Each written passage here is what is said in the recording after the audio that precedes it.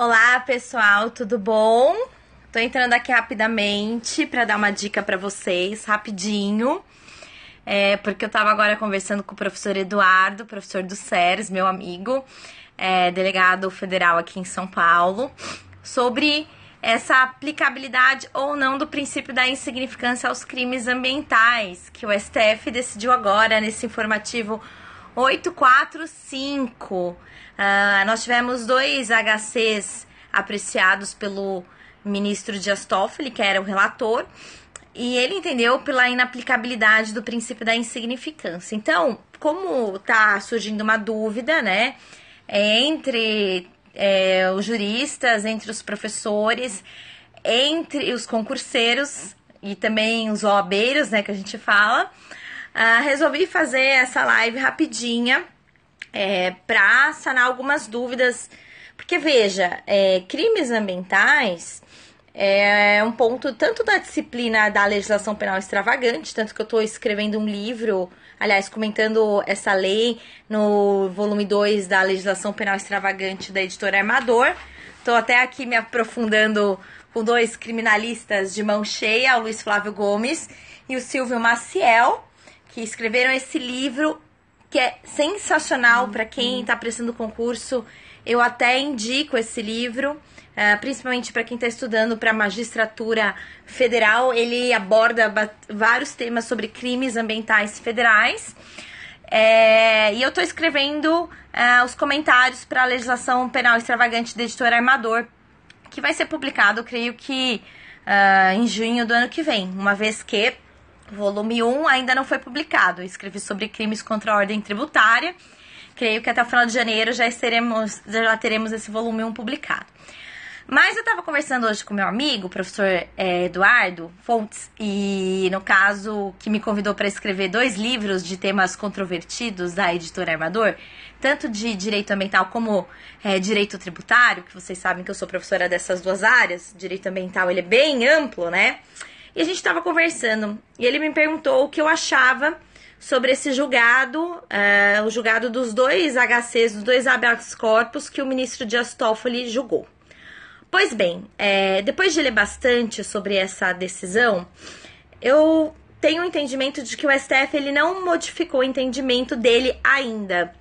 Uma vez que, nesse ano, nós já tivemos um julgado da ministra Carmen Lúcia, que ela era relatora, aplicando o princípio da insignificância a esse tipo penal do artigo 34 da Lei de Crimes Ambientais. O que acontece? Quando a Carmen Lúcia, ela julgou, não lembro se agora foi um habeas corpus, foi o informativo 815, salvo engano, foi lá em março desse ano, tanto que eu até comentei na minha parte de direito ambiental do livro Item a Item de Delegado de Polícia, da editora Armador, que tá com descontão agora na nossa Black Week, entre os 6 mais vendidos, graças a Deus. E eu comentei, né, que esse julgado que a ministra Carmen Lúcia ressaltou pela aplicabilidade do princípio da insignificância. O que ela entendeu? Bom, para falar rapidamente o caso da Carmen Lúcia. Nós temos as unidades de conservação ambiental, que elas são criadas pelos entes da federação. É competência comum dos entes da federação, União, Estados, município e DF, criarem unidades de conservação de acordo com a lei do SNUC. Quando nós temos uma unidade de conservação ambiental, nós temos uma proteção mais eficaz daquele local. Pois bem, e aí nós temos inclusive a questão de ICMS ecológico sendo destinado para os municípios que criam unidade de conservação ambiental. Então nós temos uma proteção mais eficaz, para vocês terem, né, uma noção, não apenas em relação aos crimes ambientais. Na nossa lei de crimes ambientais, nós temos um artigo que menciona sobre os crimes ambientais que ocorrem dentro dessas unidades de conservação ambiental. E a ministra Carmen Lúcia, no seu voto, ela falou tanto da pesca ilegal quanto desse tipo que fala sobre crimes ambientais no interior de uma unidade de conservação ambiental. Gente, desculpa, meu cabelo tá horrível hoje, né? Tô com cara de domingo. E aí, o caso concreto era o seguinte. Nós tínhamos um indivíduo com um barquinho de pesca, um barquinho bem simples, e ele estava fundeiado. O que significa fundeiado? Para nós do direito marítimo, que eu também sou advogada nessa área, sou especialista em direito marítimo, fundeio é quando a embarcação ela está ancorada. Então, ela não está atracada no porto, ela está ancorada. Tem um navio, tem o barquinho, joga a âncora, tá em Fundeio, tá numa barra, aguardando para entrar no mar, no porto, tá numa área de conservação ambiental marinha, que é o caso do nosso caso concreto. Pois bem, e aí nós tivemos o órgão competente, naquele caso foi o ICMBio, junto com o IBAMA, que eles atuam de forma conjunta na prática para fiscalizar as unidades de conservação ambiental. Era uma unidade de conservação ambiental Marinha Federal, e eles, no caso, chegaram naquele indivíduo e verificaram que ele estava portando uma vara, anzol e iscas vivas. E aí chegou no STF essa questão de crimes ambientais. E a ministra Carmen Lúcia entendeu pela aplicabilidade do princípio da insignificância, porque não havia nenhum pescado no barquinho do senhor que foi, denunciado por crime ambiental, numa ação civil pública penal incondicionada, de acordo com o artigo 26 da nossa Lei de Crimes Ambientais. Pois bem, e aí aplicou-se o princípio da insignificância. Eu lembro que na época desse julgado, eu fiz até uma dica, coloquei no meu Instagram, e aí começaram, a discutir os alunos lá e outras pessoas do direito, outros professores e promotores, que seria, inexistência de crime, inclusive. Para mim, ocorreu um crime porque ele estava num local que ele não podia estar em área de fundeio. Pois bem, então vejam, esse caso analisado pela Carmen Lúcia, creio que foi em março ou abril desse ano agora, nós tínhamos um crime ambiental ocorrido numa unidade de conservação ambiental marinha federal. Então, nós não temos só a questão de pesca ilegal, tá bem? Então, é um tipo penal que, no caso, aquela ação daquele indivíduo, ela é muito mais prejudicial ao meio ambiente, porque ele estava numa unidade de conservação ambiental que era para ser protegida. Imaginem, unidade de conservação ambiental, nós temos várias. Abrolhos é uma unidade de conservação ambiental. Inclusive, está tendo uma discussão para ser uma reserva da biosfera, que seria uma unidade de conservação ambiental em âmbito internacional. Imagine uma pessoa fundeada naquela área. É um santuário das baleias jubartes. Isso é muito prejudicial, até porque barco, gente, a gente tem a questão de óleo, de diesel que sai do barco, água de lastro. Então, é prejudicial. Agora, nesse caso do Dias Toffoli, que foi análise de 2 HCs, e nós tivemos, no caso, apreciado agora e publicado pelo informativo 845 do STF, o Dias Toffoli, ele entendeu que aquele indivíduo que estava portando 70 metros de rede e mais 16 iscas vivas, ele praticou um crime ambiental e não era para ser aplicado o princípio da insignificância, uma vez que o artigo 34 da Lei de Crimes Ambientais fala sobre pesca ilegal. Já o artigo 36, e aqui eu peço licença para vocês, que eu vou lê-lo de acordo com o que o Luiz Flávio Gomes ele descreveu nesse livro, que é fantástico. Artigo 36. Para os efeitos desta lei, considera-se pesca todo ato tendente a retirar, extrair, coletar, apanhar, apreender ou capturar espécimes, que também pode ser espécies, ok? Dos grupos dos peixes, crustáceos, moluscos e vegetais hidróbios, suscetíveis ou não de aproveitamento econômico, ressalvadas as espécies ameaçadas de extinção constantes nas listas oficiais da fauna e da flora. Ou seja, pessoal, o ministro Dias Toffoli, ele entendeu que esse artigo 36, junto com o artigo 34, ambos, no caso, repercutem como um crime de perigo. Então, a mera pesca desses crustáceos, peixes, moluscos, seria um exaurimento do tipo penal, do crime ambiental. Então, apesar de não ter ocorrido nenhuma pesca, porque o indivíduo ele também não estava com nenhum peixe pescado naquela área, ok? No arquinho daquela área onde ele foi encontrado. Mas ele já tinha a vara, ele tinha a isca, ele tinha a rede. Então, no caso, ele já ia pescar. Então, por ser um crime de perigo, o Dias Toffoli entendeu que não aplica-se o princípio da insignificância nesse caso.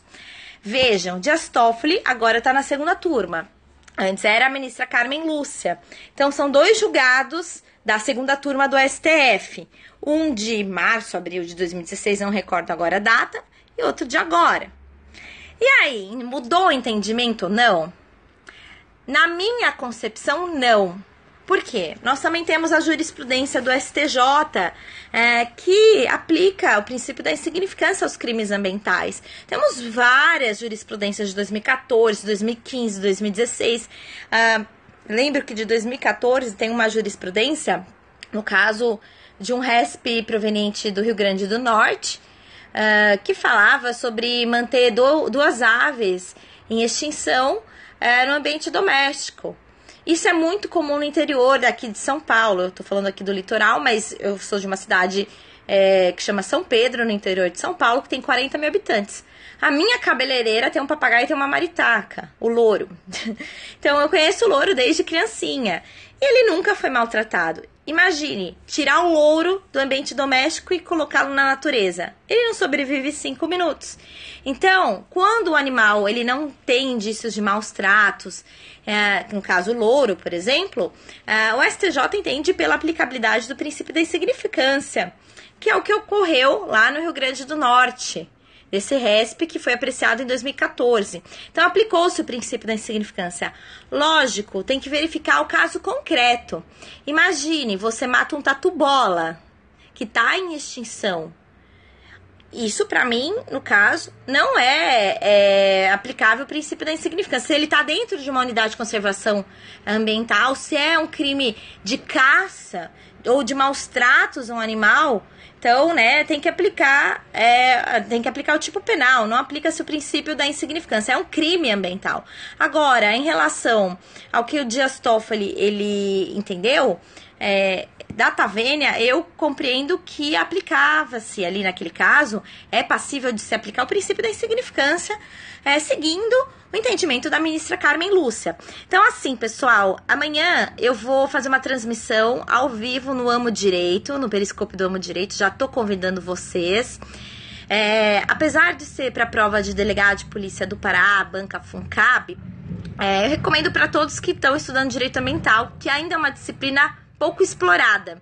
Não vou falar apenas de crimes ambientais, mas vou falar também de licenciamento ambiental, a questão dos princípios ambientais, que são muito cobrados na prova, tem a responsabilidade penal em ricochete em relação aos crimes ambientais da pessoa jurídica, praticados pela pessoa jurídica. Então, amanhã às 22 horas, no Periscope do Amo Direito, eu vou abordar melhor também esse caso do artigo 34 com o artigo 36 da Lei de Crimes Ambientais e o entendimento do STF em relação ao princípio da insignificância. O que eu peço para vocês, inclusive eu vou lecionar também para delegado de Goiás, lá no aulão Adelante do professor Ailton Zucchi, em dia 4 de fevereiro, e vai ser o final de semana do meu aniversário, e meus alunos que estão me assistindo aqui, eu quero que gabaritem direito ambiental neste concurso para me darem de presente essa alegria, a Banca CESP que vai realizar essa prova.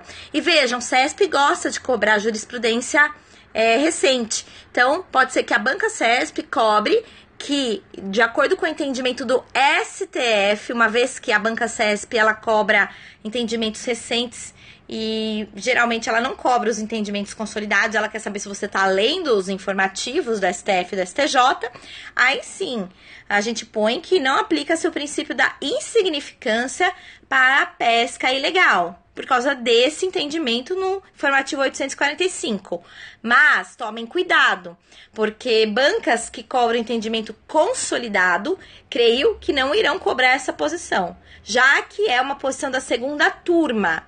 E nós já temos jurisprudência no âmbito do STF, não apenas em relação ao julgado da Carmen Lúcia, mas outros julgados, e do STJ, que entendem ser aplicável o princípio da insignificância a depender do caso concreto nos crimes ambientais. Tá bom, pessoal? Então, eu só queria passar aqui para sanar essa dúvida, porque tem muita gente mandando mensagem, eu conversei com o professor Eduardo. E também adquiram o nosso livro Item a Item de Delegado de Polícia, da Editora Armador, e participem da nossa Black Week da Editora Armador. Um grande abraço para vocês, um bom domingo. Eu vou preparar agora a minha aula do Amo Direito amanhã. E aguardo vocês amanhã no Amo Direito, no Periscope do Amo Direito, às 22 horas. Até mais!